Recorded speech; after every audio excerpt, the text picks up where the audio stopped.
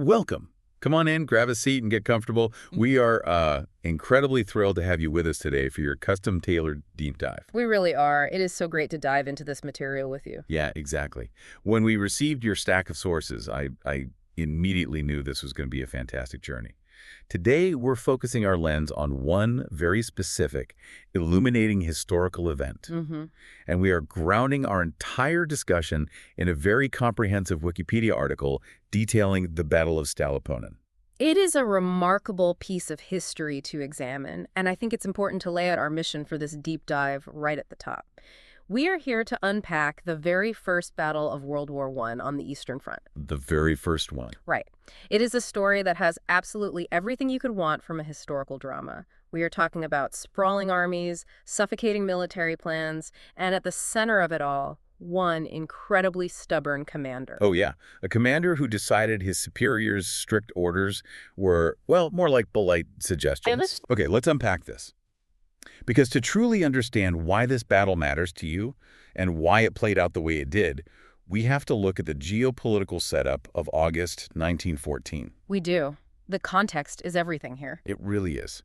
I want you to imagine the alliance system of Europe at that time, like a giant, tragic Rube Goldberg machine. You know, the type of marble rolls down a ramp. Right. It knocks over a domino. Yes, which cuts a string, which drops an anvil. Once it starts, nobody can stop it. And the source material highlights two crucial components of that machine, the dual alliance and the Franco-Russian treaty. These weren't casual handshakes between monarchs. Oh, not at all. They were binding, interlocking treaties with severe obligations. They effectively forced the hands of military commanders before a single shot was even fired. When Russia mobilized its forces to support Serbia and threaten Austria-Hungary, well, the gears of that machine started turning. Because German mobilization meant a major attack on France was automatically imminent. Germany's strategy for that attack on France was the famous Schlieffen Plan. This was intended to be this massive flanking advance right through Belgium. But the entire premise of the Schlieffen Plan relied on an almost impossible level of speed.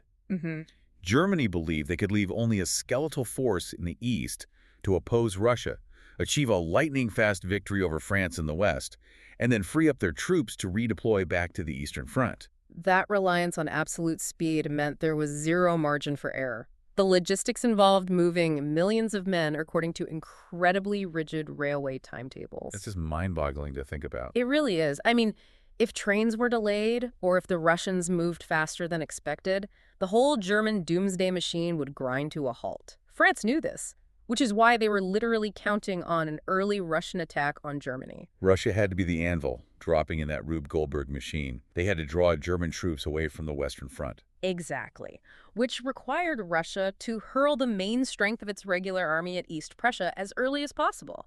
Both sides were operating under this cloud of tragic optimism. Yeah, Germany genuinely thought they had enough time to defeat France before having to pivot east. And Russia was highly optimistic that a quick strike into East Prussia, pushing right up to the Vistula River, which acts as a massive natural moat cutting through Poland, would be decisive. They believed hitting hard and fast would free them up to focus on attacking Galicia. Right. Everyone thought their plan would be quick, clean, and successful. But war rarely cooperates with neat timetables.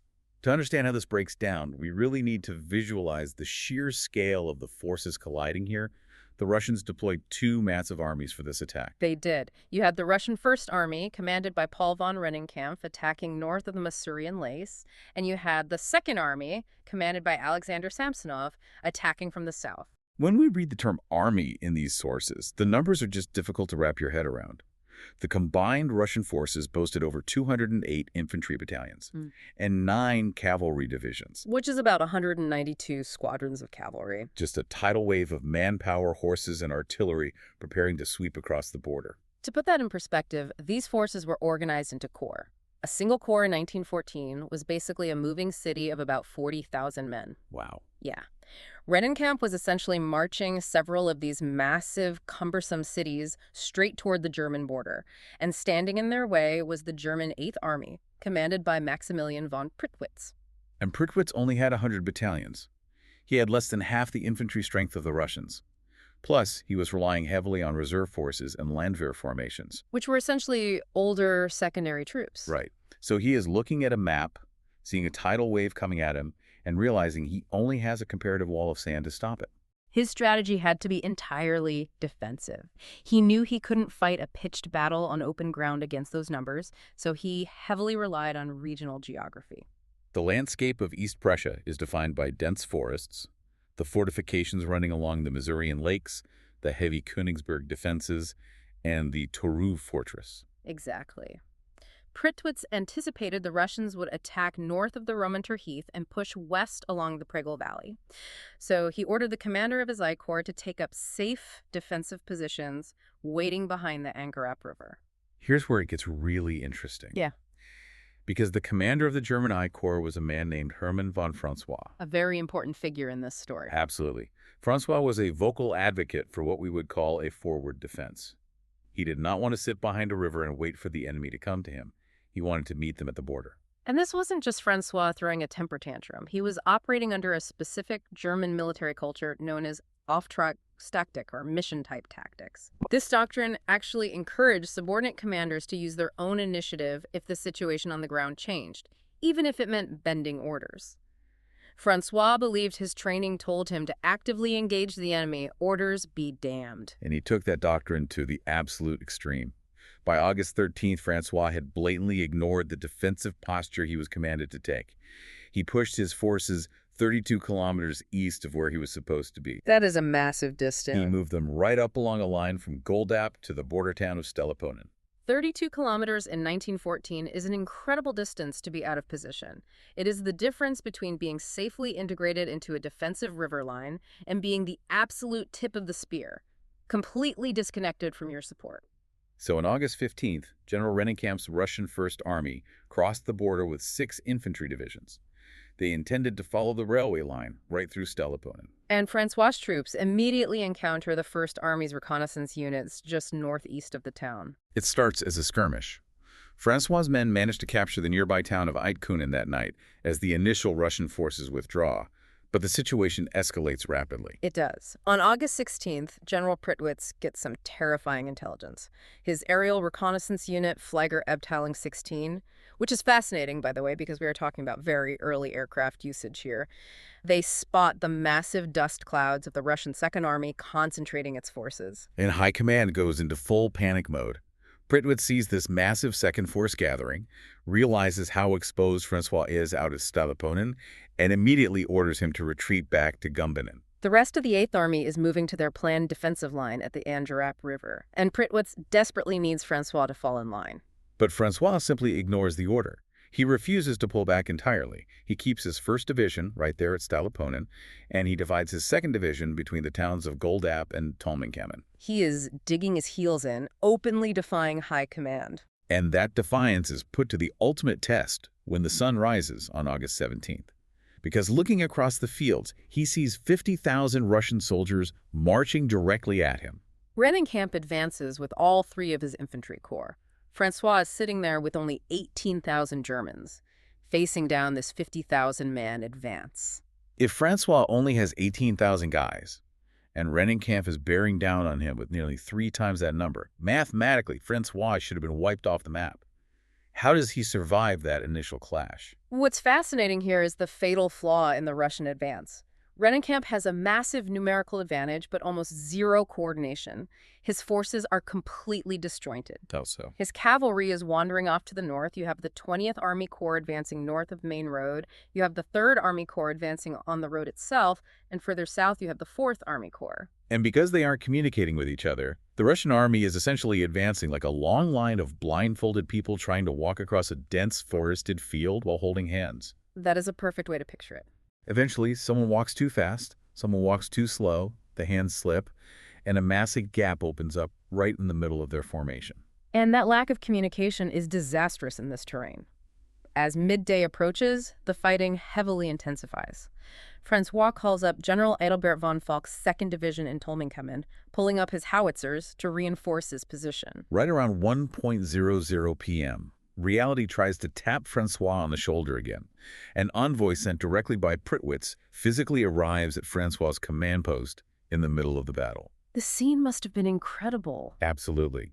Artillery shells are exploding, it's total chaos, and this man rides up with a direct, undeniable order to retreat to Gumbinnen immediately. François is handed a piece of paper telling him to abandon the field, and he looks at the envoy, completely unfazed by the mandate from headquarters. He delivers this legendary reply. He looks at the envoy and says, "Tell General von Prittwitz that General von François will break off the engagement when the Russians are defeated." The sheer nerve of that is unbelievable. Sounds like pure bravado. It does, but François had the tactical awareness of a commander who could see the reality on the ground better than the generals looking at maps miles behind the lines.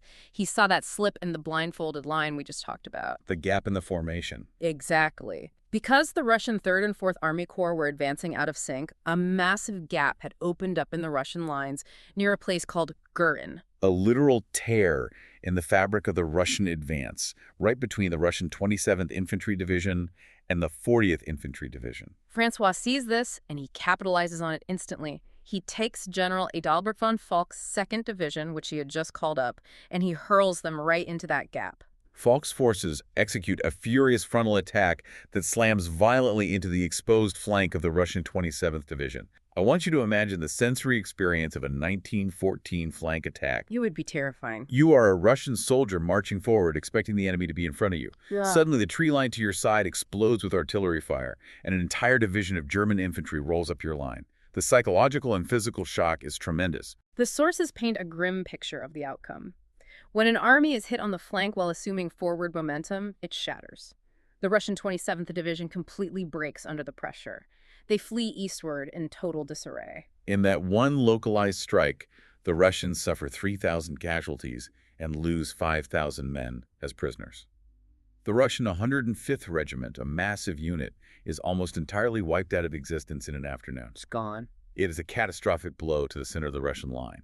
Based on those numbers, you would assume we are looking at a monumental German victory, a masterclass in tactical awareness by a rogue general. You would certainly think so. But history requires us to look at the entire board, not just the pieces François was capturing. So what does this all mean? Because if you look at the official historical record in our sources, the summary of the Battle of Stallupönen lists the result as a Russian victory. How is it possible to wipe out a regiment, take 5,000 prisoners, and still lose the battle? If we connect this to the bigger picture, we have to look beyond the center of the line where François was focused. While he was busy crushing the Russian 27th Division near Gürten, the rest of the battlefield was still in motion. Right, there were still tens of thousands of other Russian soldiers navigating those forests. Precisely. To the north of Stallupönen, the Russian 25th Division achieved real success. They captured German troops, they captured artillery guns, they were making actual headway. But the truly decisive action happened elsewhere. Remember, the Russian 20th Army Corps. Their 29th Division executed a massive, sweeping counterattack, and that counterattack landed right in the rear of François' forces. François is so focused on his brilliant strike to his front, watching the 27th Division shatter, that he suddenly realizes the back door has been left wide open. The Russian 29th Division creates an immediate threat of encirclement. He is in grave danger of being completely surrounded and cut off from the rest of the German 8th Army. The tactical situation deteriorated instantly. The Germans were forced to stop their attack. They simply couldn't capitalize on their success against the 27th Division because the overall strategic pressure from the rest of the uncoordinated but massive Russian army was too great. The irony is palpable. Yeah. After all that defiance, after telling the envoy he'd only retreat when the Russians were defeated, François realizes he has been outmaneuvered on the macro level. He realizes he cannot withstand further battle without his entire corps being annihilated. So finally, after days of insubordination, he follows his original orders. He orders a withdrawal back to Gumbinnen. And because of that withdrawal, General Prittwitz actually has to move the rest of his forces forward to cover the retreat, while the Russian forces advance and physically hold the battlefield of Stallupönen. By the strict definition of military engagements, holding the field at the end of the day constitutes a victory. When we look at the final tally, the disparity is staggering. The German forces, the army that retreated and technically lost, suffered a total of 1,500 casualties. The Russian forces, the official victors, suffered 7,467 total casualties. Breaking down those Russian losses, the sources note 619 killed, 2,382 wounded, and 4,466 captured during François' flank attack. That is nearly 5 times the number of casualties inflicted on the winners compared to the losers. The sources require us to impartially synthesize these events without declaring a definitive hero or villain.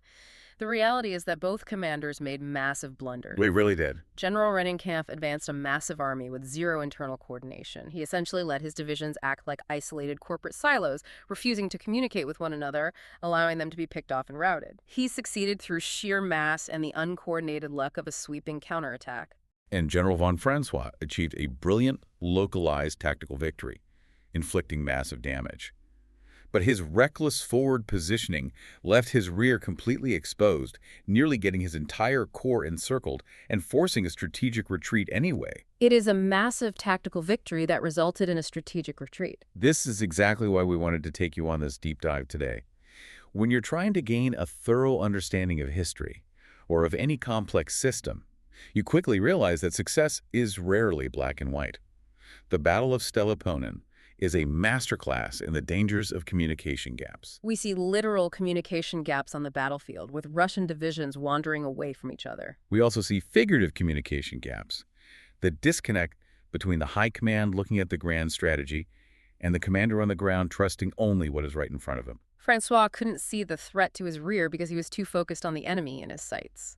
Prittwitz couldn't see the opportunity on the ground because he was too focused on the map in his headquarters. It's the ultimate cautionary tale of middle management versus executive leadership, just played out with artillery and tens of thousands of lives on the line. François won his firefight, but he lost the field. This raises an important question, something for you to mull over as you go about your day. Think about a time in your own life, maybe in your career or a personal project, where you had to choose between following a grand strategy handed down from above or trusting your own eyes on the ground. Yeah. François proved that you can be absolutely right about the immediate tactics and still lose. When does a localized tactical victory actually turn into a strategic defeat simply because you lost sight of the bigger picture?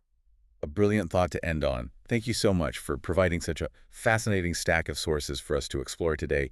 It has been an absolute pleasure unpacking this incredible piece of history for you. Until next time, keep digging, keep questioning, and keep exploring.